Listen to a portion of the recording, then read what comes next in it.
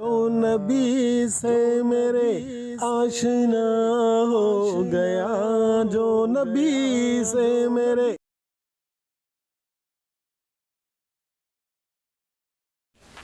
میں ایک واقعہ آپ کو سناتا ہوں جو خود میرے ساتھ پیش آیا۔ میرے پاس کئی سال پہلے کی بات ہے، جرمنی سے ایک صاحب کا میرے پاس خط آیا اور انہوں نے اپنا حال یہ لکھا کہ میں پاکستان میں تھا اور وہاں سے پھر میں روزگار کی تلاش میں جرمنی آ گیا۔ جرمنی جب آیا تھا تو اس وقت دین کا کوئی احساس میرے دل میں نہیں تھا، دین کی کوئی فکر میرے دل میں نہیں تھی۔ میں صرف دنیا کمانے کے لیے یہاں پر آ گیا تھا، تو نہ اپنے دین کی کچھ خبر تھی، نہ معلومات تھی، نہ اس پر عمل تھا۔ لیکن یہاں پر رہتے رہتے میں نے ایک کرسچن لڑکی سے میرے تعلقات ہو گئے اور پھر میں نے اسے شادی کر لی۔ شادی کے بعد بھی کوئی دین کی طرف رغبت پیدا نہیں ہوئی، کوئی احساس پیدا نہیں ہوا۔ لیکن جب اولاد ہو گئی اور اولاد ذرا نشو و نما پانے لگی، ذرا سی وہ سمجھدار ہونے لگی، تو اس وقت میں نے دیکھا کہ میری کرسچن بیوی وہ اولاد کو کرسچینٹی پڑھا رہی ہے اور کرسچینٹی کی تعلیم دے رہی ہے۔ تو اس وقت میرے دل کا اندر کا سویا ہوا مسلمان جاگا کہ یہ میری اولاد ہے اور یہ کرسچن بننے جا رہی ہے، میری بیوی اس کو کرسچینٹی پڑھا رہی ہے۔ تو میں نے اپنی بیوی سے کہا کہ تم اس کو یہ کرسچینٹی مت پڑھاؤ۔ بیوی نے کہا میں کیوں نہ پڑھاؤں، یہ میری بھی اولاد ہے اور میں اس کو حق سمجھتی ہوں، تو اپنی اولاد کو بھی ویسے ہی بنانا چاہتی ہوں۔ میں نے کہا نہیں، کرسچینٹی حق نہیں ہے، اسلام برحق ہے۔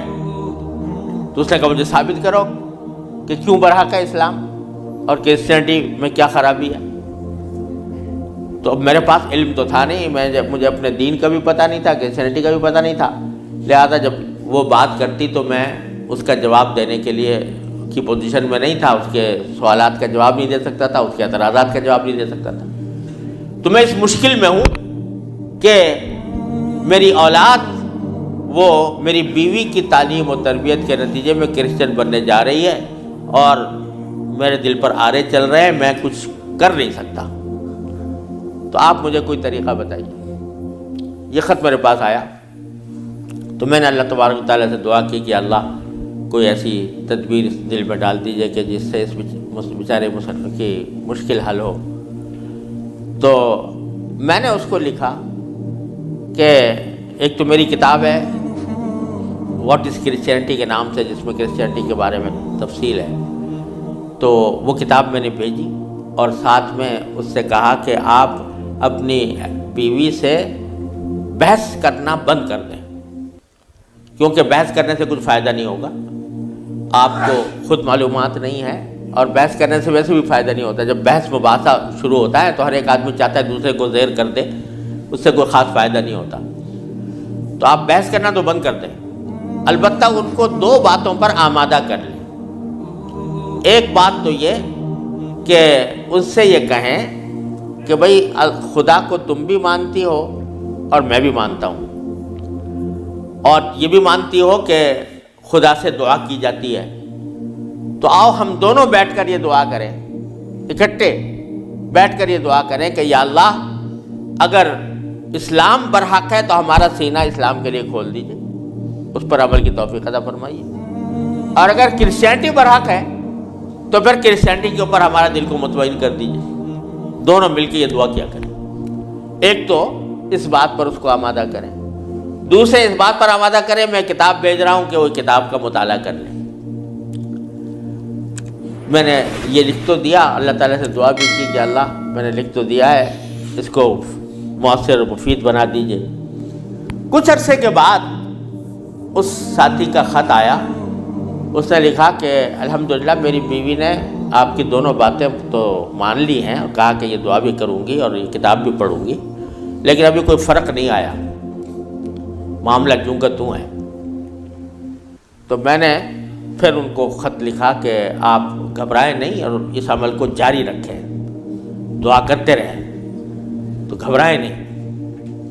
اس کے کچھ عرصے کے بعد ان کا خط آیا میرے پاس، اس میں انہوں نے لکھا کہ عجیب و غریب واقعہ ہو گیا، وہ یہ کہ میری بیوی وہ کسی جگہ کوئی ڈگری کورس کر رہی تھی، اس سلسلے میں یونیورسٹی گئی، اور یونیورسٹی سے واپس آتے ہوئے ہم دونوں واپس آ رہے تھے، وہ گاڑی ڈرائیو کر رہی تھی، میں اس کے برابر میں بیٹھا ہوا تھا، تو اچانک اس نے گاڑی ایک جگہ روک کر اور اس نے اپنا سر اسٹیئرنگ کے اوپر جھکا لیا اور بے تحاشا رونے لگی۔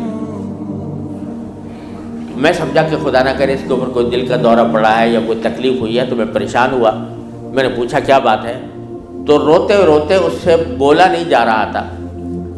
بمشکل جب میں نے بار بار پوچھا تو اس نے ایک جملہ کہا کہ میں اور کوئی تکلیف نہیں ہے، بس مجھے تم مسلمان بنا دو، اسلام میں قبول کرنا چاہتی ہوں۔ کہتے مجھے اپنے کانوں پر اعتبار نہیں آیا کہ یہ وہی عورت ہے کہ جو اتنی شدت کے ساتھ مجھ سے بحث کیا کرتی تھی، اور اب یہ کریے کہ میں نے کیا کہا، تو بار بار میں نے اس سے پوچھا تو اس نے کہا کہ نہیں، میں سچ کہہ رہی ہوں کہ مجھے مسلمان ہونا ہے، تو مجھے کہیں لے جا کر مجھے مسلمان بناؤ۔ میں پھر اس کو فوراً اسلامی سینٹر میں لے گیا، وہاں جا کے اس نے کلمہ شہادت پڑھا، مسلمان ہوئی، اور اس نے خط میں لکھا تھا کہ یہ اتفاق سے یہ دن رمضان کا تھا، اور آج پہلا موقع ہے کہ ہم دونوں نے سحری میں اٹھ کر ہم دونوں نے اکٹھا روزہ رکھا ہے، اور آپ کو خط لکھ رہے ہیں، اور دوسرا خط میری بیوی کی طرف سے ہے۔ تو دوسرا خط اس کے ساتھ تھا اس کی بیوی کی طرف سے، اور اس نے مجھے لکھا تھا کہ میں آپ کا شکریہ ادا کرتی ہوں کہ آپ نے مجھے ایک ایسا طریقہ بتایا جس کے ذریعے اللہ تبارک و تعالیٰ نے مجھے ہدایت عطا فرمائی۔ تو یہ میرے خود اپنے ساتھ پیش آیا ہوا واقعہ ہے۔ اللہ تعالیٰ سے اگر ہدایت مانگی جاتی ہے وہ دعا رد نہیں ہوتی۔ یعنی بہت سی دعائیں جو ہم دنیا کے لیے مانگتے ہیں کہ یا اللہ ہمارا روزگار لگ جائے، ہماری دولت میں اضافہ ہو جائے، اس میں ضروری نہیں کہ اللہ تبارک و تعالیٰ وہی چیز دے دیں جو آپ نے مانگی ہے، اس لیے کہ بعض اوقات اللہ تعالیٰ کے علم میں ہوتا ہے کہ یہ چیز اس کو دیں گے تو اس کے لیے نقصان دہ ہوگی، کوئی اور چیز دے دیتے ہیں، اس سے اچھی چیز دے دیتے ہیں۔ بعض مرتبہ آدمی مانگتا ہے کہ مجھے میری دولت میں اضافہ ہو جائے، لیکن اللہ تعالیٰ جانتے ہیں کہ اس کی دولت میں اضافہ ہوگا تو پتہ نہیں یہ کس وادی میں جا کے گرے گا، لہذا وہ نہیں دیتے اس کو، لیکن دعا کا ثواب اس کو دے دیتے ہیں۔ اسی طریقے سے بعض اوقات دنیا کے بارے میں اگر یہ ہو کہ بھئی یا اللہ میاں مجھے محسن فرض کرو کہ بیمار ہے تو شفا مل جائے، تو بیماری کے اندر بعض اوقات اللہ تعالیٰ جانتے ہیں کہ اس کا بیمار رہنا ہی اس کے حق میں زیادہ فائدہ مند ہے، تو وہ بعینی ہی وہ چیز نہیں دیتے لیکن اس سے اچھی چیز عطا فرما دیتے ہیں۔ یہ اللہ تبارک و تعالیٰ کی سنت ہے دنیاوی چیزوں کے بارے میں۔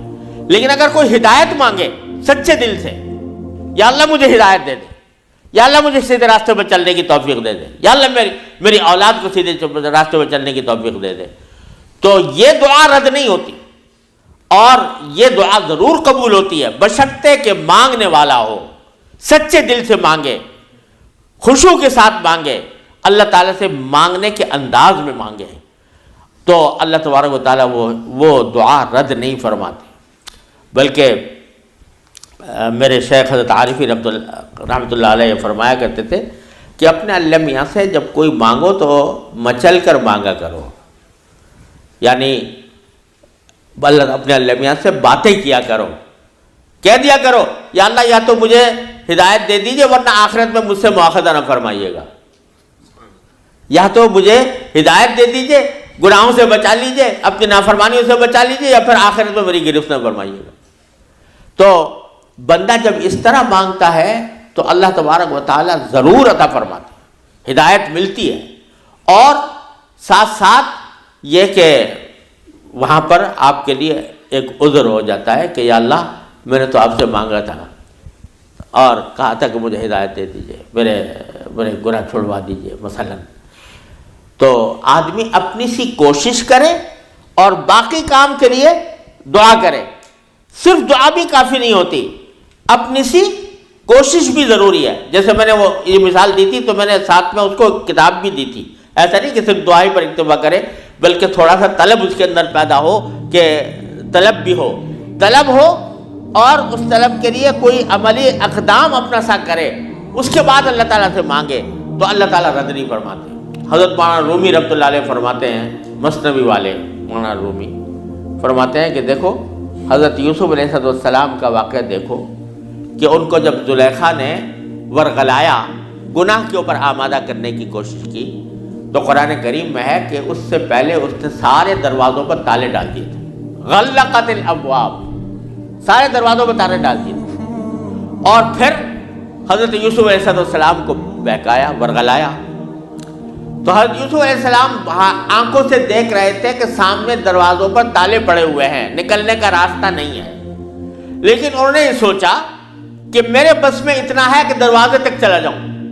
بھاگ گئے, تو بھاگ گئے, دروازے تک پہنچ گئے اور وہاں جا کے مانگا اللہ تعالیٰ سے کہ یا اللہ یہاں تک پہنچنا تو میرا کام تھا, آگے دروازے سے باہر نکالنا اور اس گناہ سے مجھے بچانا آپ کا کام ہے. تو نتیجہ یہ ہوا کہ دروازے کے تالے ٹوٹ گئے اور داخل. تو مولانا رومی فرماتے ہیں کہ گرچہ رکھنا نیست عالم را پدید, خیرہ یوسف وار می باید دوید. اگرچہ تمہیں اس دنیا کے اندر تمہیں کوئی راستہ نظر نہیں آ رہا,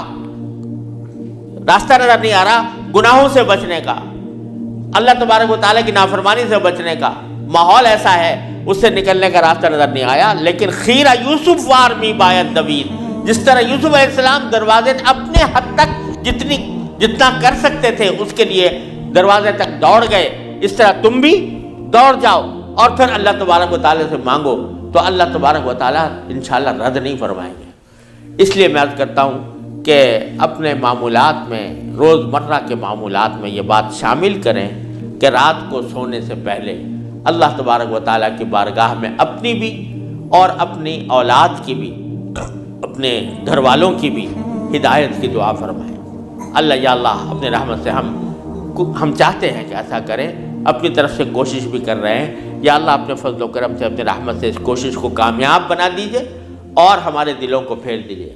قرآن کریم حضور اقدس صلی اللہ علیہ وسلم دعا تلقین فرمائی, یا مصرف القلوب صرف قلوبنا علی طاعتک. اے وہ ذات جو دلوں کو پھیرنے والی ہے, اے اللہ ہمارے دلوں کو اپنی طاعت کی طرف پھیر دیجئے, اپنی اطاعت کی طرف پھیر دیجئے. یہ دعا سرکار دو عالم صلی اللہ علیہ وسلم تلقین فرمائی. تو یہ دعا ہر روز بندہ مانگے اللہ تبارک و تعالیٰ سے, انشاءاللہ رد نہیں ہوگی, انشاءاللہ ضرور کامیابی ہوگی. اپنی طرف سے کوشش جاری رہے اور ساتھ ساتھ اللہ تعالیٰ سے مانگتے رہیں. انشاءاللہ یہ کوشش کبھی رائے گاہ نہیں جائے گی. اللہ تبارک و تعالیٰ اس کو ضرور قبول فرمائیں.